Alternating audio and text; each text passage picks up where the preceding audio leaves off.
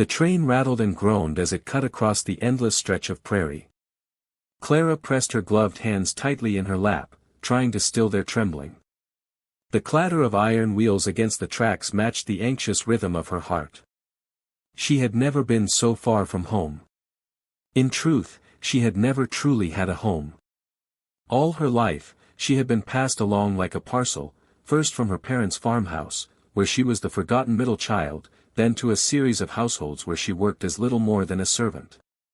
When she'd finally answered the advertisement in the back pages of the Chicago Daily Tribune, she hadn't been searching for love so much as she had been searching for belonging. Yet now, as the flat fields of Kansas rolled into the rugged hills of the western frontier, Clara feared she'd been a fool. Her prospective groom, a widower named James Whittaker, had written only twice.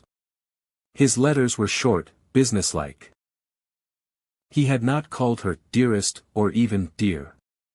He had simply written, "I require someone who can keep house and care for my daughter. If you are willing, I will provide you a place."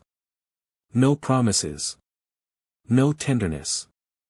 Just requirements. Still, Clara had said yes. Because what else was there for her? The train hissed as it slowed for the next stop, a small wooden platform in the middle of nowhere. The conductor called out the name of the town, Ash Hollow. Clara gathered her carpetbag and rose.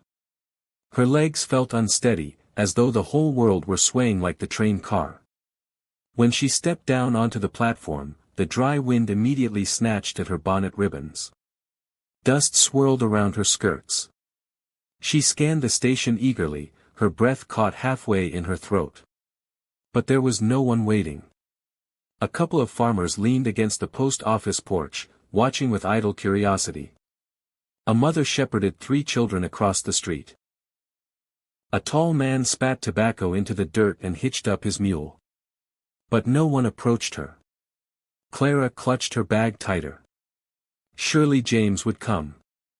Surely he hadn't forgotten the date. Minutes dragged into nearly an hour. Each time a wagon rattled by, she lifted her head in hope, only to let it fall again. The farmers eventually lost interest, the mother and her children disappeared down the road, and still Clara stood there, a solitary figure with a suitcase and too many doubts. She was just beginning to think she had been abandoned when she heard the slow, uneven creak of wagon wheels. Turning, she saw a tall man with broad shoulders driving a team of horses. His hat shaded most of his face, but she noticed his square jaw and the way his eyes narrowed as he looked at her.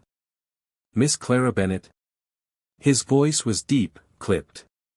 "Yes," she said, her throat dry. He tipped his hat briefly, though there was little courtesy in the gesture. "James Whittaker. Sorry I'm late. Had work to finish." Relief washed over her, quickly followed by a stab of disappointment. He hadn't